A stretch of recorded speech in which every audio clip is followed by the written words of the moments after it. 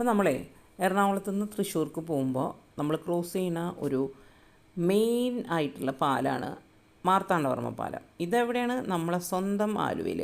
ഇതേ പെരിയാർ പുഴയാണ് ഇപ്പുറത്തെ സൈഡിൽ.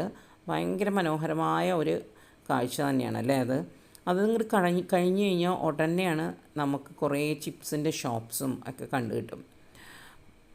അപ്പോൾ ഈ ജംഗ്ഷനിൽ നിന്ന് ലെഫ്റ്റ് എടുത്തു കഴിഞ്ഞാൽ കടുങ്ങല്ലൂർക്ക് പോണ വഴി, ഇവിടെ നിന്ന് റൈറ്റ് എടുത്തു കഴിഞ്ഞാൽ നമ്മുടെ പുഴയുടെ തീരത്തേക്ക് പോണ വഴി, നമ്മുടെ ശിവൻ്റെ ക്ഷേത്രമൊക്കെ ഉണ്ടല്ലോ അങ്ങോട്ട് പോണ വഴി. പിന്നെ ഇവിടെ നിന്ന് ഇത്രയും കൂടി ഫ്രണ്ടിലേക്ക് വന്നു കഴിഞ്ഞാൽ പറൂക്കാവില. ഇതേ പറൂക്കാവിലയിൽ നിറച്ച് ചിപ്സിൻ്റെ ഷോപ്സാണ്. നിങ്ങൾ വാങ്ങിക്കാൻ വിട്ടുപോകരുത്. അടിപൊളി ചിപ്സാണ്. വേറെ എവിടെയും ഇത്ര ടേസ്റ്റുള്ള ചിപ്സ് കിട്ടില്ല.